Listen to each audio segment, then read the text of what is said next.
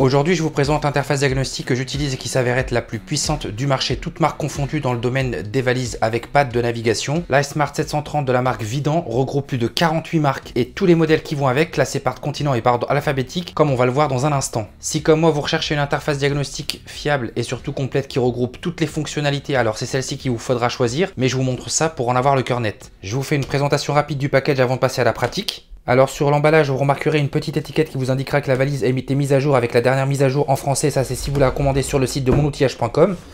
À l'intérieur de cette valise, qui au passage est de très bonne facture, comme on peut le voir, on retrouve une notice d'utilisation, mais vous allez voir qu'on n'en a pas besoin parce que cette valise est ultra bien documentée et expliquée.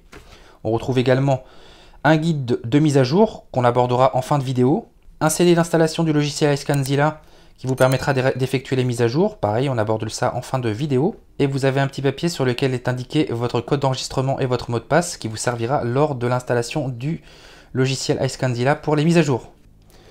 On continue et à l'intérieur on retrouve donc l'interface diagnostic, la tablette qui vous permettra d'effectuer un certain nombre d'opérations d'intervention sur votre véhicule, que ce soit sur l'électronique ou la mécanique.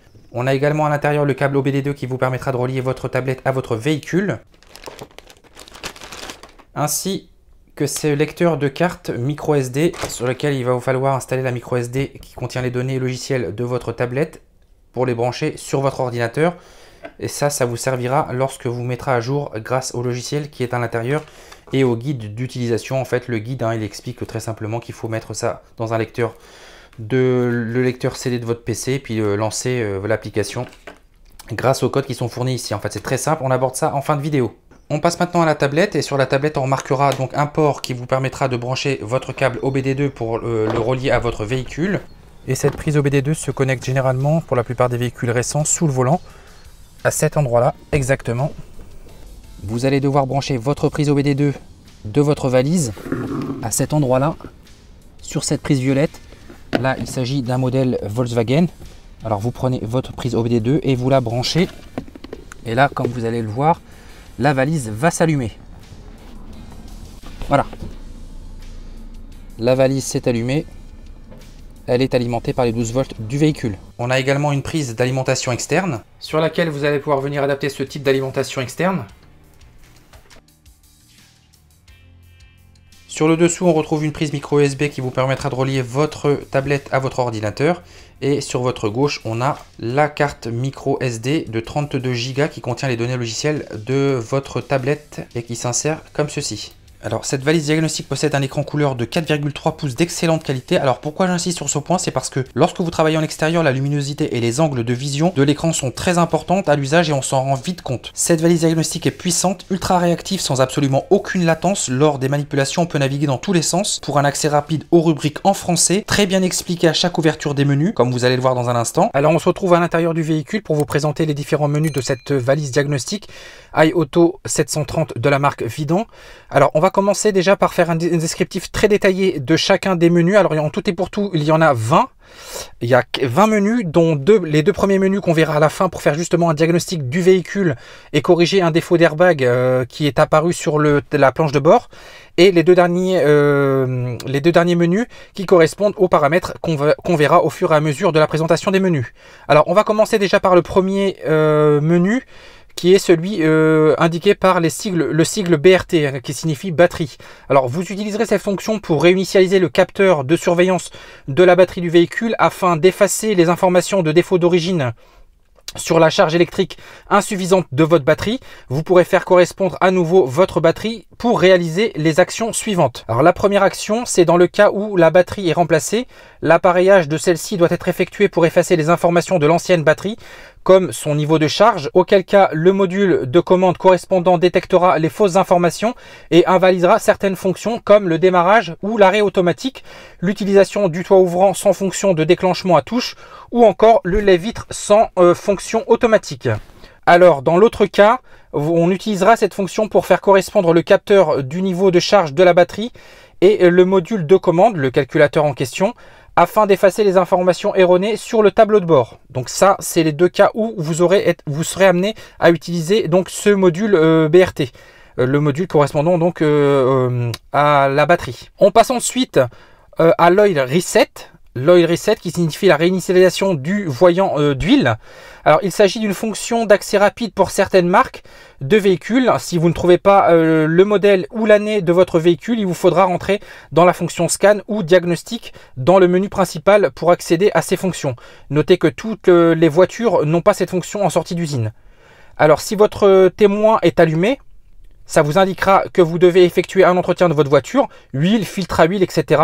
Et ensuite, vous pourrez utiliser cette valise pour réinitialiser le kilométrage ou le temps de conduite pour que le témoin s'éteigne et que le système active de nouveau la mention nouveau cycle de service dans certains véhicules. Alors, vous verrez donc ce témoin allumé sur votre véhicule lorsqu'il vous faudra justement réaliser des maintenances. Ensuite, on passe à la fonction suivante de cette valise, c'est la fonction EBP. Alors, dans le cas où vos plaquettes de frein possèdent un capteur d'usure, ce dernier renvoie l'information à votre calculateur pour leur remplacement, sauf qu'après avoir remplacé celle-ci, il vous faudra nécessairement supprimer le voyant de votre tableau de bord, ce qui est impératif pour le contrôle technique, je vous le rappelle, et surtout pour votre sécurité. La réinitialisation des paramètres dont la suppression du voyant correspondant doit s'effectuer dans les cas suivants. Premier cas, lorsque les plaquettes de frein ou le capteur d'usure sont remplacés. Lorsque le témoin de plaquettes de frein est allumé. Lorsqu'il y a un court-circuit dans le câblage du capteur d'usure des plaquettes, ce qui arrive lorsque une personne intervient sur le remplacement des plaquettes de frein et que les fils sont étirés et qu'il y a justement un faux contact entre les fils du témoin d'usure. Ou enfin, lorsque le servomoteur est tout simplement remplacé. Voici les 4 cas de figure où vous aurez principalement besoin d'utiliser cette fonction EBP qui, je vous le rappelle, sert donc à tout ce qui est intervention sur disque et plaquettes de frein. Alors on passe maintenant à la fonction TPS. Il s'agit d'une fonction qui vous permettra la réinitialisation du capteur de papillon électronique. Alors cette fonctionnalité vous permettra d'initialiser le capteur de votre pédale d'accélérateur afin que la valeur d'apprentissage de l'ECU, qui signifie Engine Control Unit, retrouve sa valeur initiale pour réguler plus précisément les opérations effectuées sur l'accélérateur ou le ralenti moteur en contrôlant la quantité d'air d'admission. Cette fonction TPS doit être utilisée dans les cas suivants. Quand le CU est remplacé, lorsque le CU est déconnecté et que sa mémoire s'est effacée, quand votre capteur de pression de votre tuyau d'admission est remplacé ou retiré, ce qui affectera votre ralenti et votre catalyseur, et d'autres problèmes apparaîtront en cascade inévitablement. Enfin, lorsque vous êtes amené à nettoyer votre papillon, l'ouverture et la fermeture de ce dernier ne sont plus strictement les mêmes. Alors on passe maintenant à la fonction DPF. Cette rubrique concerne la régénération de votre DPF ou votre FAP, votre filtre à particules, très souvent nécessaire pour éviter l'encastrement de vos catalyseurs ou préserver ces derniers qui coûtent un bras, je vous le rappelle. Ça coûte vraiment extrêmement cher et c'est très souvent nécessaire de devoir les régénérer pour justement les nettoyer. Alors on utilise cette fonction principalement lorsque l'on doit remplacer les sondes lambda situées sur la ligne d'échappement, lorsque l'on change les catalyseurs qui soient retirés ou remplacés. Si le contact est mis, dans ce cas le voyant apparaîtra. Lorsque l'injecteur d'additif, le fameux AD Blue sur certaines marques, est retiré ou remplacé. Pour info, ça vaut 160 balles, l'injecteur d'additif, c'est pour ceux qui ne l'ont jamais remplacé. Donc ça coûte vraiment très cher. Lorsque le voyant de régénération du FAP est allumé et qu'une maintenance doit être effectuée, de toute façon, vous allez le sentir à la conduite et surtout sur la pédale des gaz. Enfin, lorsque le module de commande de régénération du FAP est remplacé, etc. etc. Ce module-là, il est vraiment essentiel à posséder dans votre tablette. Celle-ci la possède. Alors on passe à la fonction injecteur qui signifie injecteur. Alors là on rentre dans les réparations qui vont vous faire économiser une blinde, le codage des injecteurs. Pour ce faire, il vous faudra écrire à l'aide du clavier le code réel de l'injecteur ou le code de réécriture dans le CU, le calculateur, pour l'injecteur du cylindre correspondant afin de contrôler ou corriger plus précisément la quantité de carburant injecté dans le cylindre. Voilà à quoi sert cette fonction injecteur. Alors je rappelle juste une petite chose, toutes les fonctions qui sont contenues dans cette valise diagnostique fonctionnent à 100%. Ça c'est vraiment très utile de le préciser, ce qui n'est pas le cas dans la plupart des tablettes valises diagnostiques. On continue la présentation en passant au menu suivant. Alors là il s'agit du menu SAS. Alors la fonction SAS désigne l'angle de braquage du volant. Pour utiliser cette fonction, vous devrez en premier lieu rechercher la position du volant vous permettant d'avoir un alignement parfait de vos roues en ligne droite. C'est à partir de cette position que votre calculateur pourra définir l'angle précis de braquage droite et gauche. On utilise cette fonctionnalité après le changement du capteur de position d'angle, de direction ou encore le changement des organes de direction tels que la crémaillère de direction, le boîtier de direction ou tout autre élément intervenant dans la chaîne de direction du volant aux roues. On passe maintenant au module suivant, le module Immobilizer. C'est une fonction très utile lorsque vous aurez à changer votre clé de contact. votre commutateur d'allumage, votre calculateur, le BCM, le Body Control Module, ou tout simplement la pile de votre télécommande. Dans ces cas précis, vous aurez nécessairement besoin de cet outil diagnostique pour réaliser ces opérations de correspondance de clés anti-vol, auquel cas il vous sera tout simplement impossible de fermer ni d'allumer votre véhicule. Donc c'est une fonction indispensable. On passe maintenant au module suivant, le module Gear Learn. Alors là, ça fait partie des options qui justifient le prix dérisoire de cette valise diagnostique. C'est l'apprentissage adaptatif du capteur de position de vilebrequin. En effet, le capteur de position du vilebrequin apprend la tolérance d'usinage des dents du vilebrequin et enregistre dans le calculateur les informations évitant les ratés du moteur, tout simplement. Si vous constatez l'apparition d'un voyant correspondant sur votre tableau de bord, il vous faudra alors réaliser un apprentissage du capteur de position de vilebrequin. Une fois que c'est fait, vous n'aurez plus de voyant allumé sur votre planche de bord. C'est une fonction à utiliser après un changement du volant moteur, du capteur de position de vilebrequin ou si le voyant apparaît inopinément sur votre tableau de bord. Ce voyant correspond à la bibliothèque DTC fournie dans cette valise intitulée dans non apprise. On passe maintenant à la purge ABS. Alors c'est une fonction qui vous sera fort utile dans le cas d'un remplacement de liquide de frein, de mètre-cylindre, de piston d'étrier, conduite de frein, et vous serez obligé de lancer cette commande si vous avez à purger votre tuyauterie de frein également. En ce qui concerne la fonction suivante, la fonction TPMS, alors cette rubrique fait référence aux valves électroniques de mesure de pression pneumatique de votre véhicule. Cette option fait partie des options exclusives de cette valise, super utile quand on connaît la fragilité des valves de pneus. Alors on peut utiliser cette fonction TPMS dans les cas suivants, soit la fonction de vos pneus est trop basse, le voyant s'allumera, soit après avoir fait la pression des pneus, ou dans le cas où vous auriez un pneu crevé ou remplacé, voire en cas de changement de vos capteurs de pression de pneus, même si ces derniers sont endommagés. Vous serez obligé de supprimer ce voyant de votre planche de bord et d'initialiser les affichages de valeurs de pression de pneus sur votre tableau de bord. Donc ça c'est inévitable, pour faire ce genre d'opération, vous aurez besoin d'utiliser cette fonction TPMS. On passe maintenant à la fonction odomètre. Dans cette catégorie, on parle de calibration du kilométrage du tableau de bord qui est utilisé pour copier, écrire et réécrire le kilométrage qui s'affiche sur les tableaux de bord. Le kilométrage réel sera alors réécrit. Cette fonction odomètre sert également lorsque le capteur de vitesse du véhicule est endommagé ou que le kilométrage est incorrect en raison d'un problème de fonctionnement de la planche de bord après maintenance par exemple. On passe ensuite à la fonction sunroof. Cette fonctionnalité fait référence à la réinitialisation des toits ouvrants. Elle permet de régler la fermeture du toit ouvrant coulissant, inclinable, le seuil de température extérieure, etc. etc. C'est une question qui revient très souvent dans les commentaires. Mais comment fais-tu pour réinitialiser les toits ouvrants? Eh bien tout simplement en utilisant ce genre de valise. La fonction suivante que propose cette valise est la fonction Gearbox. Alors cette commande est utilisée pour l'apprentissage des changements de rapport de boîte de vitesse. Afin d'améliorer la quantité de changement de vitesse, on l'utilise également après le démontage ou la réparation de la boîte de vitesse. Après le retrait de la batterie, sur certains véhicules, il sera nécessaire d'utiliser cette option. On peut relever des retards impactant le changement de vitesse, d'où l'obligation d'utiliser cette fonction pour que la boîte de vitesse se compense automatiquement et rende le passage de vitesse plus linéaire. On passe maintenant à l'avant-dernière option, l'option suspension.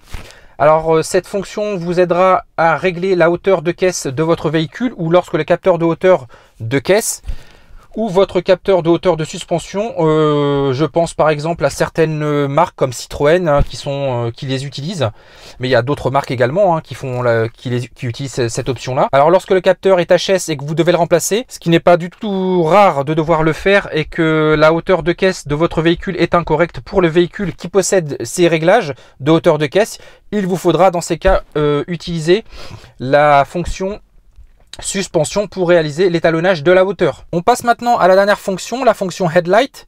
Cette fonction est utilisée pour initialiser votre système de phare adaptatif.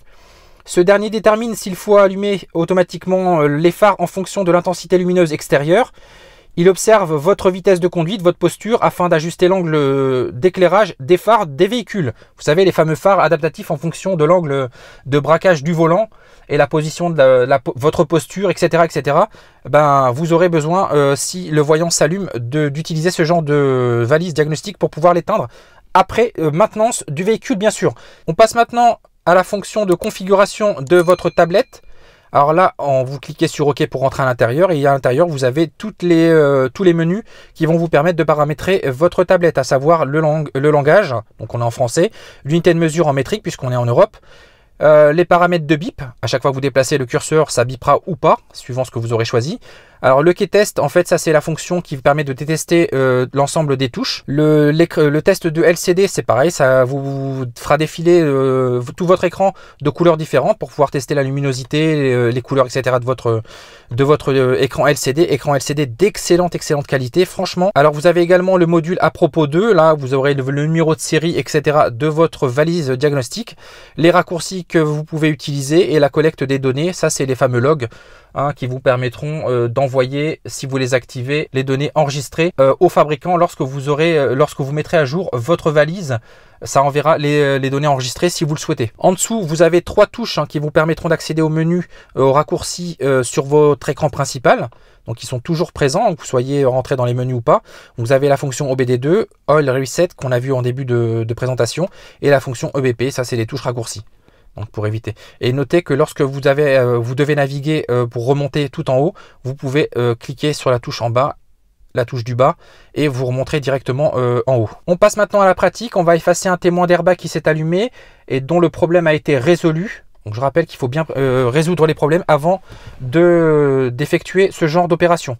Donc j'allume le véhicule pour préserver ma batterie. Je branche mon câble OBD2 qui n'était pas branché. Je me suis mis en... J'ai juste allumé la valise avec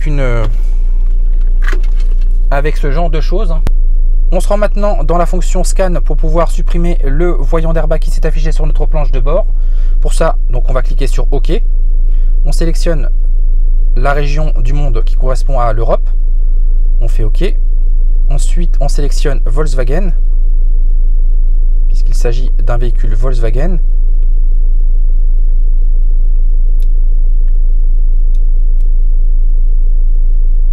Ici, on va faire une sélection automatique. Donc, on va utiliser le clavier pour pouvoir rentrer notre VIN. Je fais ça et on se retrouve juste après.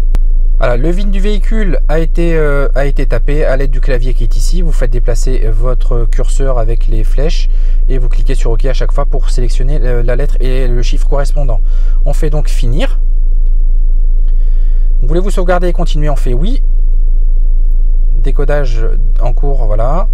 Alors maintenant vous avez la possibilité de sélectionner le type de motorisation de votre véhicule. Donc il s'agit d'un modèle 5N et maintenant il va nous falloir sélectionner notre modèle. On fait un scan automatique. On a un message qui nous affiche: exécute tout le test d'anomalie, la vérification dure un certain temps. Désirez-vous exécuter ce test? On fait oui. Et là, il est en train de scanner l'ensemble des calculateurs du véhicule de manière à pouvoir identifier le problème qui s'est affiché sur notre tableau de bord. On a une petite barre verte tout en haut là qui nous montre la progression du scan automatique. Donc là, il va falloir attendre quelques instants de manière à pouvoir avoir toutes les informations correspondant aux anomalies détectées par la valise diagnostic sur ce véhicule. Et on devrait retrouver notre voyant d'airbag, notre problème d'airbag qui s'est affiché sur notre planche de bord.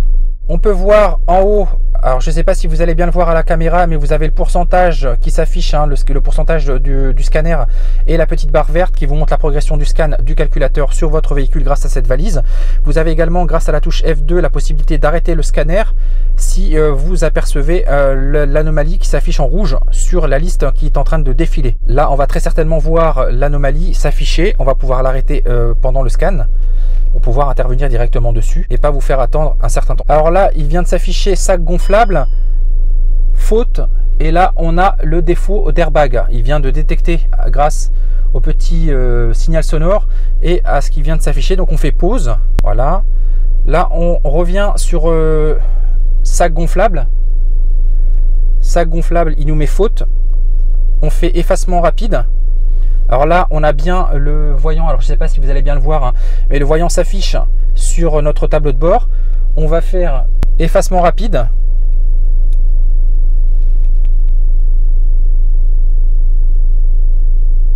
Et là, et là il a disparu.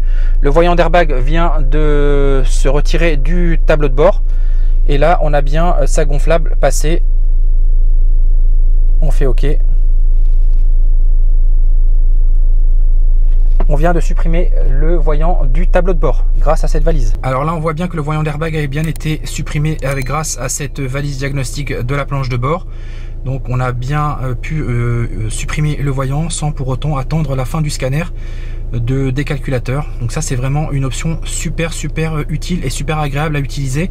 Vous n'êtes pas obligé de scanner l'ensemble des options. Vous pouvez l'arrêter en cours et supprimer directement le voyant qui vous intéresse.